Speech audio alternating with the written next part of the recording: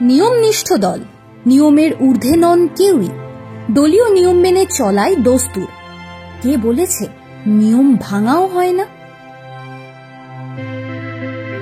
এই মুহূর্তে নিয়ম ভাঙার বিতর্কে প্রবলভাবে জড়িয়ে পড়েছে সিপিআইএম।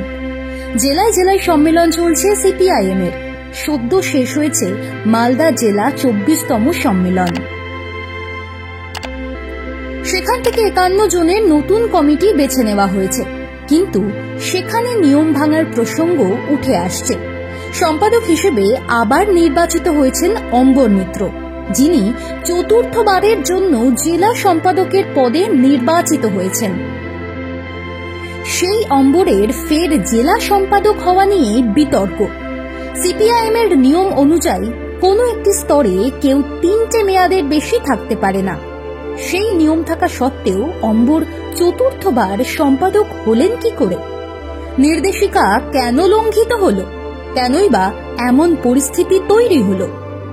ঘটনা হলো, রাজ্য কমিটির সম্পাদক মোহাম্মদ সেলিম খোদ হাজির ছিলেন মালদা জেলা সম্মেলনে। তিনি থাকা সত্ত্বেও নিয়ম লঙ্ঘন কেন? প্রশ্ন উঠছে আরো জোরালো হয়ে। কোন বিশেষ পরিস্থিতিতে অম্বরকে আড়ম্বরের সঙ্গে সম্পাদক করা হলো মালদা জেলায়? সেলিম অবশ্য নিয়মের কথা মেনে নিয়ে বলেছেন, দলের গাইডলাইন আছে ঠিক কথা, উচ্চতর কমিটির অনুমতিতে কিছু কিছু ক্ষেত্রে কেউ 3 বারের বেশি কোনো কমিটির সম্পাদক হতে পারেন। শোনা যাচ্ছে অম্বর নিজেই নাকি সম্পাদকের পদ ছাড়তে চেয়েছিলেন।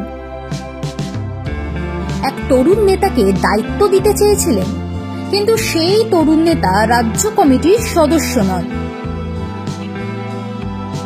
তাই একাংশ থেকে আপত্তি আসে। রাজ্য কমিটিতে রয়েছেন এমন কাউকে মালদা জেলা সম্পাদক করার দাবি ওঠে। সেক্ষেত্রে নাকি আপত্তি ছিল।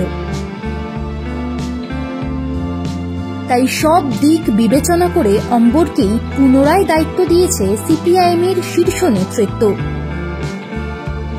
অম্বরকে চতুর্থবার সম্পাদক বাছার ক্ষেত্রে ফাঁকও পাওয়া যাচ্ছে একটি।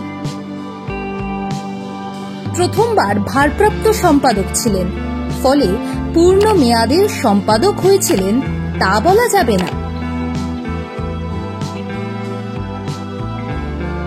ফাঁক থাকুক আর নাই থাকুক, বিতর্ক যে থাকছে তাতে সন্দেহ নেই।